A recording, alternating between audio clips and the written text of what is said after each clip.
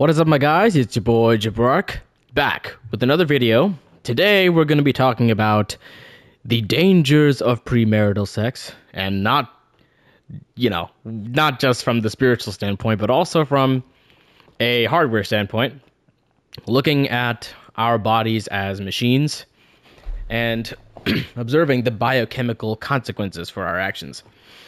Now, we've had quite a few decades to see the effects of the sexual liberation movement in our now highly scientific era, and now we can back this up with basic endocrinology. I did a bunch of homework on it because I was resolved to find out why I myself have struggles with pair bonding nowadays. Sorry, y'all, this is going to be a very long one. I just edited this, so it's going to be pretty long. It's something I wrote a while ago. Now, the Bible describes sex as the most physically bonding behavior that you can engage in. Paul says in 1 Corinthians chapter 6, verse 15 to 17, he says, "Do you not know that your bodies are parts of Christ? Shall I then take away the parts of Christ and make them parts of a prostitute? Far from it. Or do you not know that the one who joins himself to a prostitute is one body with her? For he says, quote, the two shall become one flesh, end quote. But the one who joins himself to the Lord is one spirit with him." So how does this translate to our biochemistry? How does this translate to modern medicine? Three hormones in particular. There's dopamine, which we all know what it does, oxytocin, which I'm about to discuss, and vasopressin, which we talk about just about not at all. Now, dopamine, we all know, that's responsible for making us want stuff. We call it the motivation. What is it? We call it the desire hormone, but it's more of the motivation hormone. It makes us want things more. It encourages us to. It starts pumping while we're moving towards getting something we want. The very act of doing the thing that we want. The very act of pursuing what we want is what pumps dopamine into the system. What about oxytocin? The reason why the Bible says that when two become one is because of oxytocin bonding. So people release oxytocin multiple times during not just sex, but particularly during sex, and most strongly during ejaculation. It's basically, to give an analogy, it's like your brain taking pictures of whatever you're looking at on burst mode. So now you have like 200 pictures of your watermelon just sitting rent-free in your iBrain storage. iCloud, iBrain.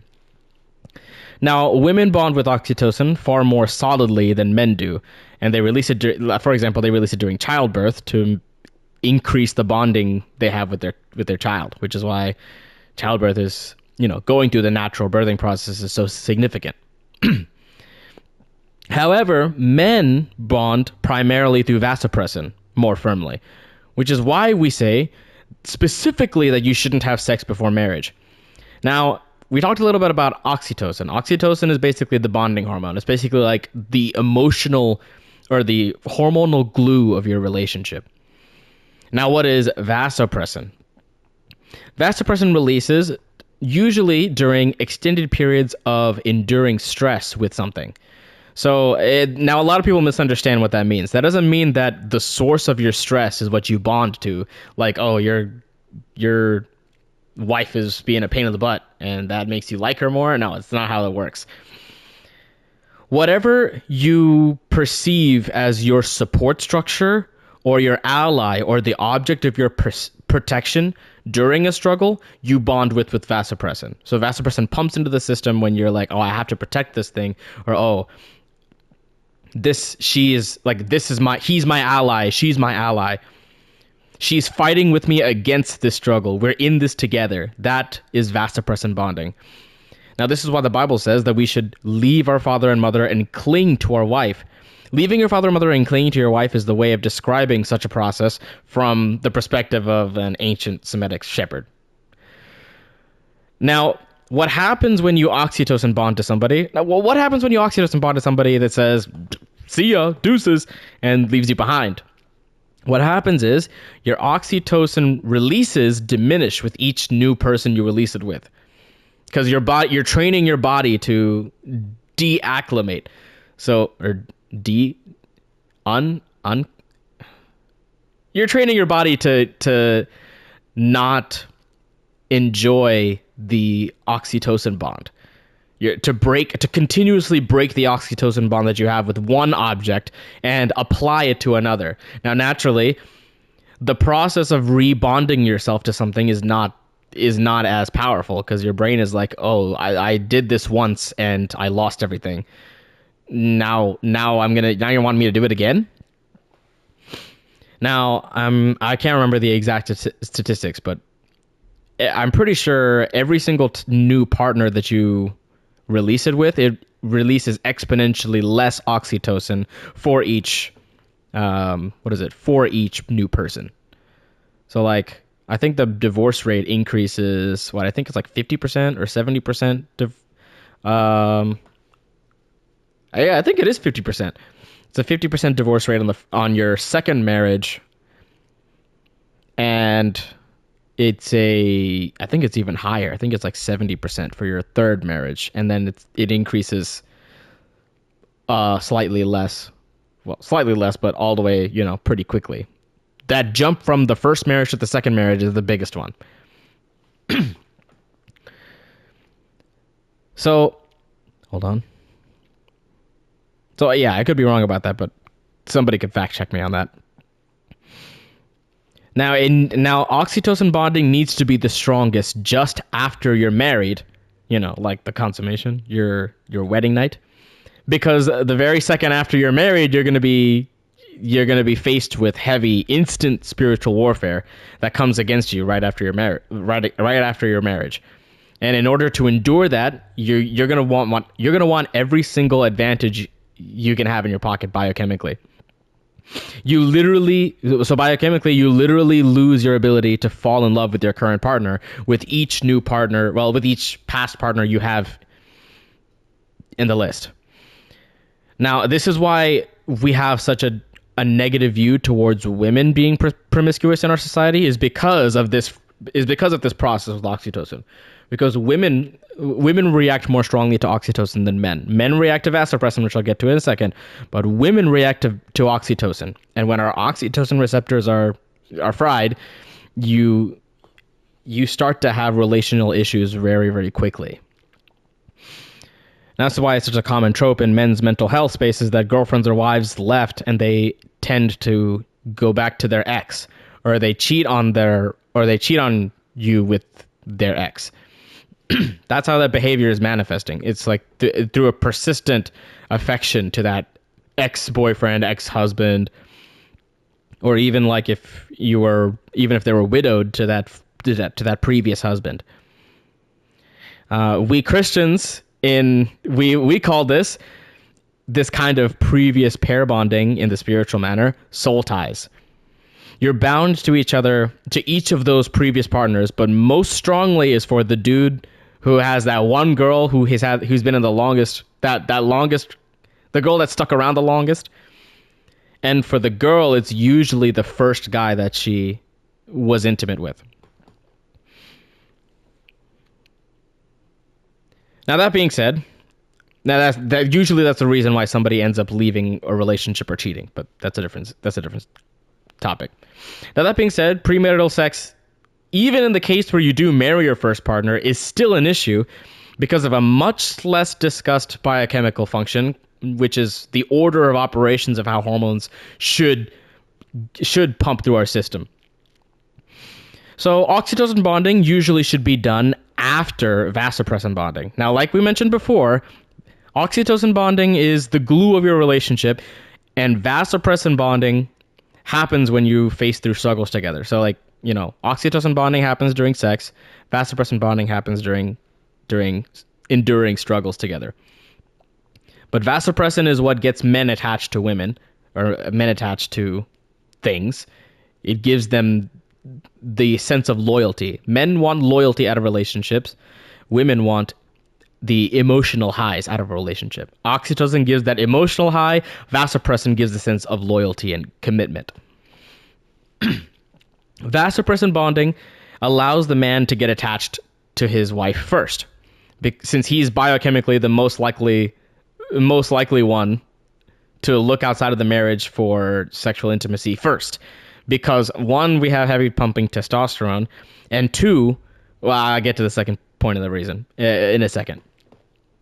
So if you introduce oxytocin into a man's system before pumping in vasopressin, it's entirely possible that it won't be enough to firmly pair bond him to his wife, to his future wife. And he'll be more likely to step out on her. And there's a reason for this. This is the second reason. So historically, falling in love for men usually means taking on huge liabilities, huge responsibilities, and huge responsibilities. So first off, wives, women are physically less muscular than men. Then second, children, physically less muscular than men.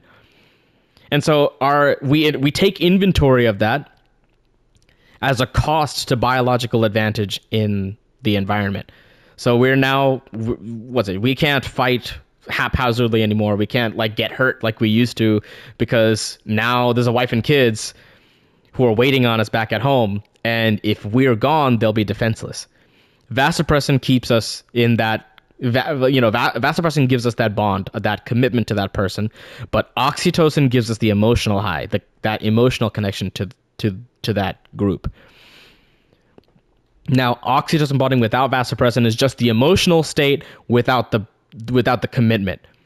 So for us, you'll often hear that a man doesn't consider, when you ask us what is falling in love like?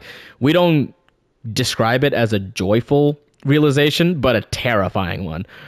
For us, it's not, oh my Lord, I love her. It's like, oh my Lord, I love her. In our brain, we already are perceiving it as a vulnerability, a liability, a danger to us. And not just physically, but also emotionally. Because, responsibility for maintaining emotional connectivity in the relationship, that responsibility is placed upon men.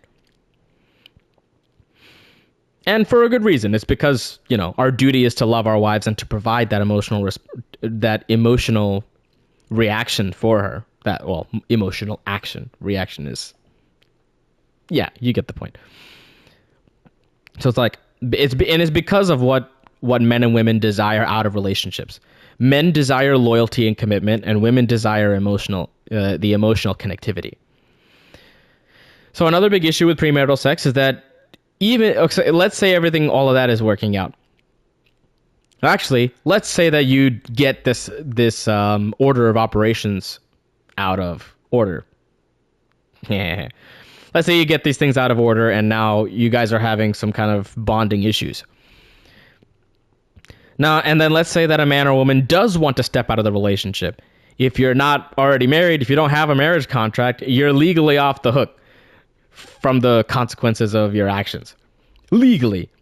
Now, while we would condemn their actions socially, there's nothing that's holding either of them accountable for being unfaithful in this situation. Marriage is primarily a governmental institution designed to publicly recognize the union between man and woman and protect their reproductive interest in a coupled partnership in this regard. It makes it socially and legally strenuous and extremely difficult to abandon your spouse or to commit adultery. In the modern Western government, this primarily serves the interests of women, since it's far easier to prove that a woman's needs aren't met in a legal dispute than it is to prove that a man's needs aren't being met. But more importantly, the culture of celebrated premarital sex injures the man's ability to vasopressin bond to his future wife, which inevitably it sets the man up for failure to commit an error in his, to step out of the marriage. It makes him more likely to want to step out of the marriage, and it makes him less committed to his wife as his partner, because he didn't get what he wanted before he gave what she wanted. We talk about men all want the same thing, and it's, everybody else talks about men want sex. But it's not really sex that we want. We want commitment and loyalty. And I'm not going to make some kind of crazy statement that says that men are the ones giving sex and women are the ones that want it. Men do want sex, but it's not for the same reasons that women want sex. Women want sex for the emotional, well, women give sex for the emotional commitment, for the emotional connectivity. But men want loyalty and commitment. So even if they would have sex and they would, it's basically masturbating in the spirit. It's like you're taking advantage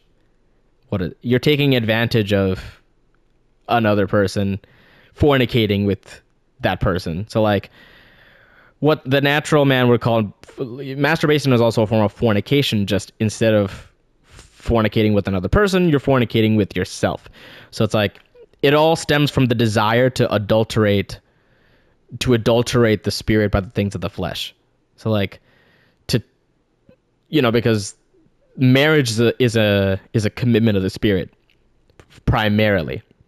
It's a commitment of the spirit first, a legal bond second, and then a physical covenant third. Now, yeah, like I was saying, the Western government system incentivizes this harmful loop. Culture celebrates premarital sex, which harms the men's ability to pair bond to their partner, which then the legal system penalizes through intense litigation, through fines, through child support, through alimony. So when a man inevitably steps out because of this, they're going to be hit with a lot of fines and issues. Now, the Jewish betrothal system actually provides space for men to vasopressin bond to a woman, since for all intents and purposes, when they're betrothed, they're legally married. As far as the entire community is concerned, those two are married. They just haven't physically consummated the marriage yet. They haven't had sex. They haven't touched each other.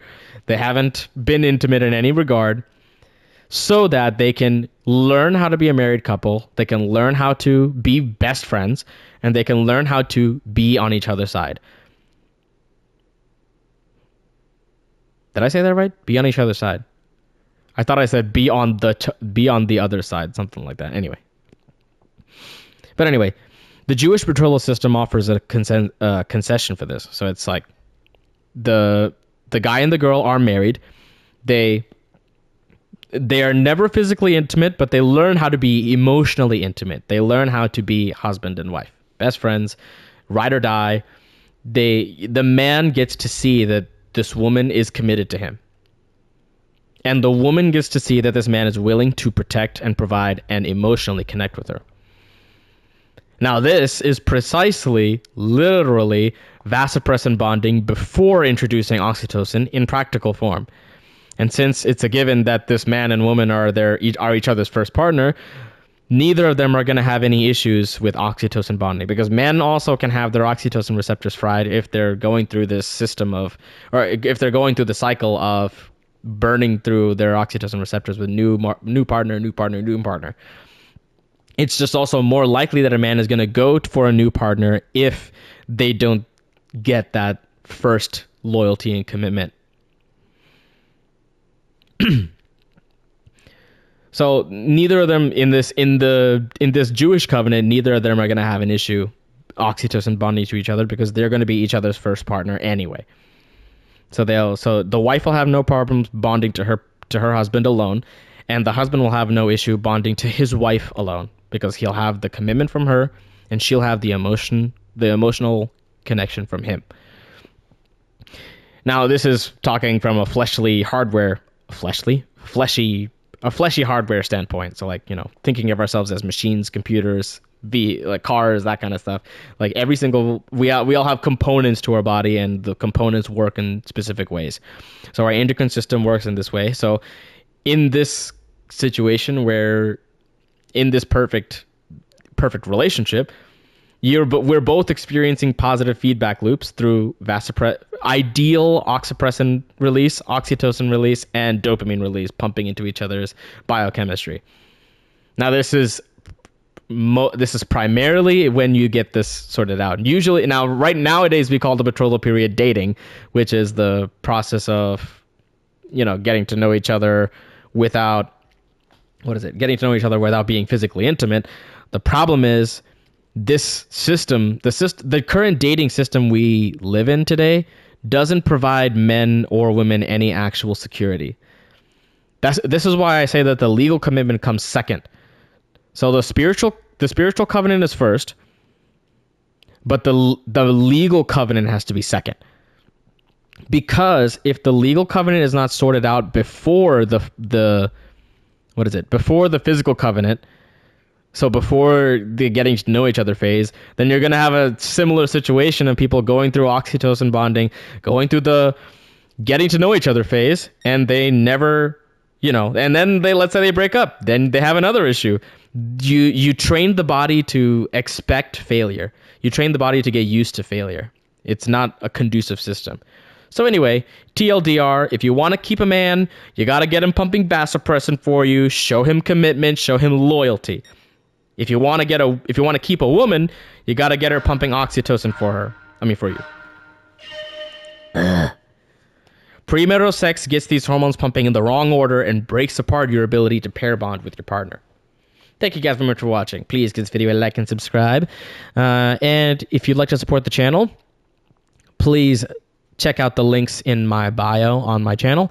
And again, let's fight against the YouTube algorithm and get Christ-centered content in front of the people who need to see the video games that we love, that we know and love through the lens of biblical scripture. Thank you guys very much. Have a good night.